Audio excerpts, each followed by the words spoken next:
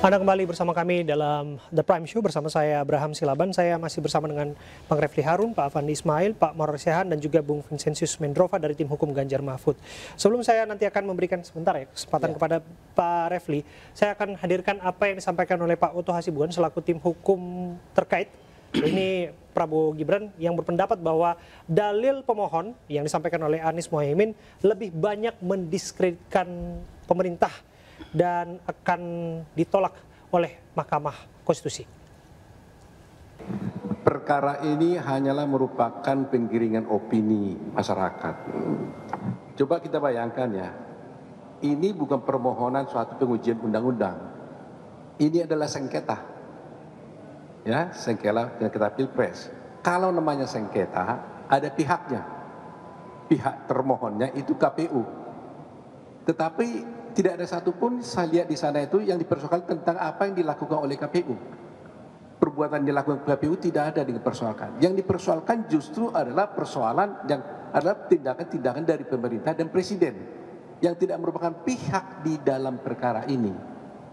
Ini kan aneh nih. Bahkan juga tidak ada dipersoalkan juga ada kesalahan dari paslon nomor 2. Jadi posisi paslon nomor 2 sangat benar. Tidak ada satupun yang dipersalahkan perbuatan dari paslon 2. Justru yang dipersoalkan adalah yang dilakukan oleh pemerintah yang sebenarnya tidak ada kaitannya dengan perkara ini karena dia tidak pihak. Ya kan? Dia tidak pihak di dalam perkara ini. Jadi terlihat memang ini adalah upaya-upaya yang subjektif dari pihak pemohon untuk mendiskreditkan pemerintah, khususnya Pak Presiden dan secara pribadi juga untuk Pak Gibran Rakabuming Raka. Iya, itu dia yang disampaikan. Pak Refli, bagaimana Anda menjawabnya? Iya, lagi-lagi dia tidak paham jenis atau karakter sengketa pemilu ya. Jadi kalau kita bicara di MK itu memang berbeda dengan pengadilan perdata atau pidana di mana kuat sekali para pihak itu. Kalau di MK karena ini adalah pengadilan yang mengikat semua pihak. Misalnya putusan ini diambil tidak hanya mengikat pihak yang bersengketa, tapi juga mengikat rakyat Indonesia. Karena itulah kalau kita mempermasalahkan kekuasaan, maka itu sangat sah dan sangat absah. Nah, satu lagi yang ingin saya pakai scientific approach itu. Oktober itu survei pasangan Prabowo sebelum ngambil Gibran itu 34. Lalu dalam jangka waktu kurang dari 4 bulan menjadi 58. Jadi tambah berapa itu? Tambah 24. Pertanyaannya secara teoritis ya, input apa yang Anda butuhkan untuk output naik 24% hanya dalam jangka waktu 4 bulan. Nah, kalau kita misalnya ngomong sama surveyor atau pollster, ya mereka akan pasti heran. Bagaimana mungkin kita menggenjot angka yang sedemikian luar biasa. Ada lagi misalnya, angka di sebuah daerah di Sulawesi Utara itu mendapatkan pada 2019 mendapatkan 9%. Sekarang dapat 75%. You can imagine. Bayangkan. Jadi banyak sekali kalau kita. Nah, karena itu kita harus menggunakan pendekatan saintifik. Itulah sebabnya kita membutuhkan ahli, tidak hanya sekedar saksi begitu. Saya geser ya ke Bang Vincentius. Saya ke Abang. Ya, dalam petitumnya disebutkan bahwa Anda selaku tim hukum meminta MK membatalkan ataupun mendiskualifikasi paslon 2 dalam hal ini.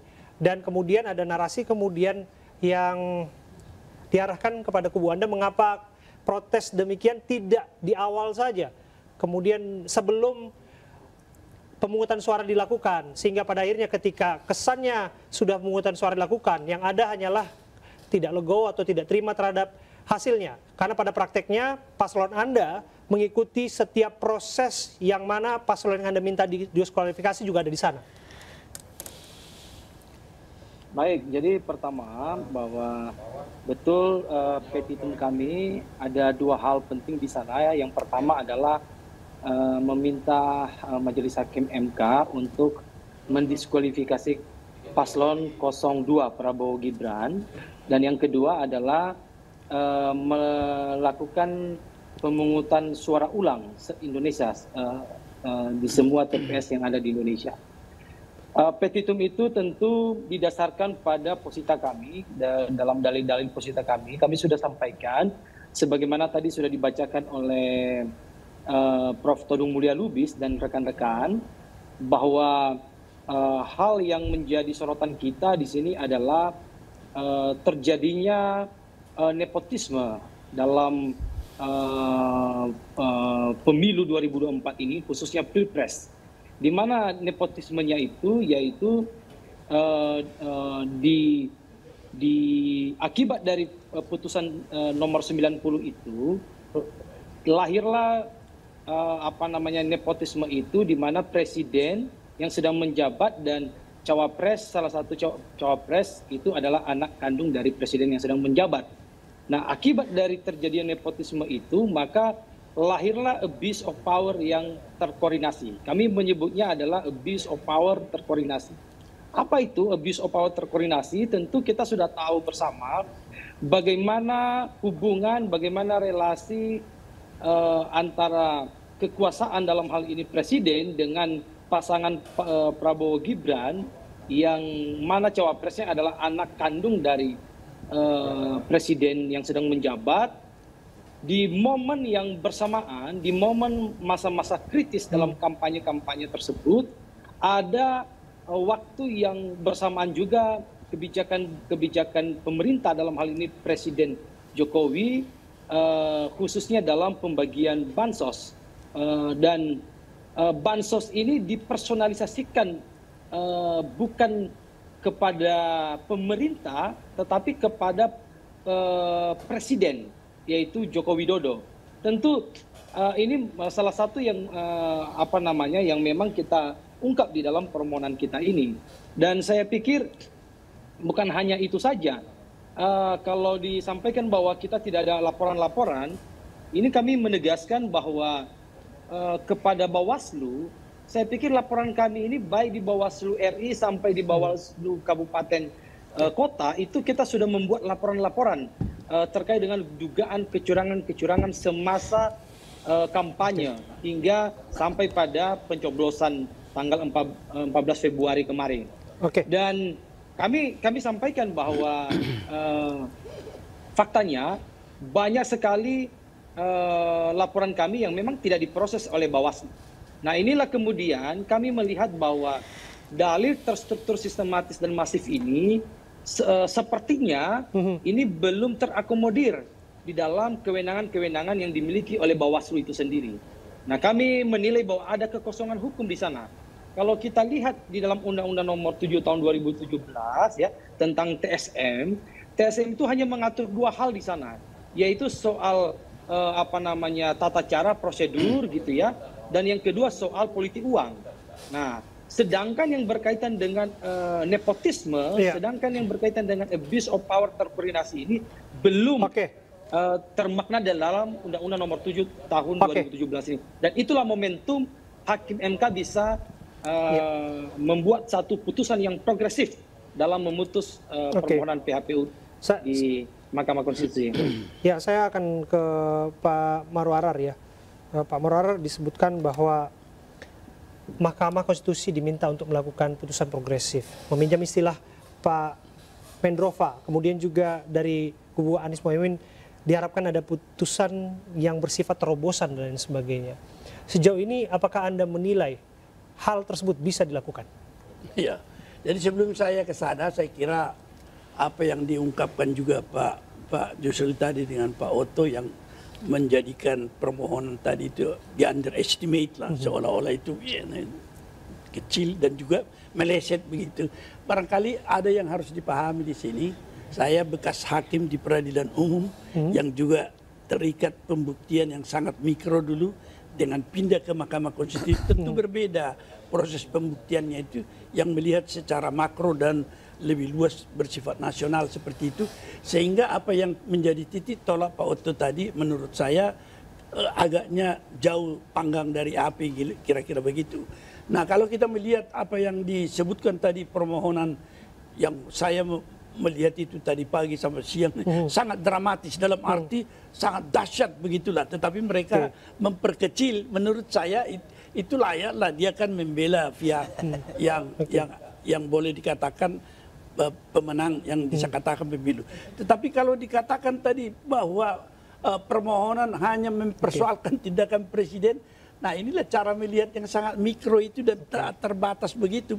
Tadi Pak Bambang Wijayanto sempat mengutip juga ada MK Austria yang sempat membatalkan presiden terpilih di tahun 2016, Kenya, Ukraina dan Maladewa juga pernah melakukan hal serupa. Ya, saya kira kalau di dunia itu bisa terjadi yang kita lihat dalam sistem lain. Tetapi di sistem kita dimungkinkankah? Dimungkinkan bahwa sampai masa pemilihan yang lalu tidak ada kasus seperti ini. Tidak ada campur tangan presiden seperti ini yang disebut cawe-cawe yang sangat dramatis, nepotisme dan lain sebagainya itu tidak ada. Dan saya ikut dulu dalam 2 kali persidangan sengketa pilpres gitu, tidak menemukan hal semacam ini. Tetapi ini saya hanya melihat dari media, misalnya seperti dikatakan tadi. Sekalipun bahwa terstruktur, sistematis dan masif itu juga sudah digaungkan dalam gugatan ataupun sengketa di masa lalu. Ya, artinya tidak seperti ini terbukanya, yang menurut saya juga di masa ketika saya memperhatikan dalam proses, saya juga agak tercengang kok seorang presiden yang sudah mengangkat sumpah jabatan, ya, setia kepada Undang-Undang Dasar 45 dan peraturan perundang-undangan dengan seluruh-seluruhnya. Tetapi Anda perhatikan pemecatan seorang hakim konstitusi aja sebagai contoh, di mana tanpa prosedur diberhentikan juga oleh presiden. Kemudian di situ juga seorang hakim yang masuk tanpa prosedur, itu menjadi suatu hal masalah konstitusi yang sangat besar. Terlepas bahwa itu adalah ada persoalan konstitusi di sana, bagaimana kemudian membuktikan bahwa ada peristiwa elektoral yang di sana terjadi, andai kata itu dianggap menaikkan elektabilitas yang begitu signifikan tadi disebutkan oleh Pak Refli? Ya, kalau pengalaman kita dalam skala yang lebih mudah, kalau kita melihat saja misalnya surat suara sah, ya, lebih kecil dari dalam jumlah pemilih di situ, atau surat suara sah melebihi dari jumlah pemilih yang hadir, dan itu ada di satu sisi, itu dengan mudah kita akan melihat itu. Teknik daripada pembuktian seperti ini tidaklah seperti di dalam persidangan peradilan umum, karena semua itu bisa dilihat. Kalau seperti dikatakan Pak Refli tadi, ada 24 juta suara lebih dari jumlah pemilih, kita menemukan hal-hal semacam itu, tetapi dalam skala yang lebih kecil dulu di dalam pemilihan legislatif. Apa yang harus dibawa untuk bisa membuktikan dugaan itu? Ya, kalau dia angkat tentu sajalah apa yang disebutkan hasil rekapitulasi itu. Tetapi masalahnya sekarang dengan selisih seperti yang ada ditetapkan oleh KPU itu bukan itu lagi menjadi titik soal. Kenapa bisa terjadi seperti itu kan? Ini menjadi masalah yang disebutkan bahwa persoalan masifnya itu justru itu menjadi persoalan besar yang di dalam teori pembuktian Mahkamah Konstitusi bisa justru menggeser beban pembuktian terhadap KPU. Apa yang Anda lakukan ini bisa Anda buktikan nggak? Misalnya kalau dikatakan bahwa surat suara tadi lebih kecil daripada jumlah yang ada bagi satu pasangan, itu tentu pergeseran beban bukti itu bisa dilakukan oleh MK. Jadi dan disitulah yang nanti akan mengusik nalar hakim ya untuk melihat apabila itu menjadi fakta yang ditemukan dalam persidangan. Tapi kita harus break sejenak, saya akan kembali saat lagi dalam Prime Show. Tetaplah bersama kami.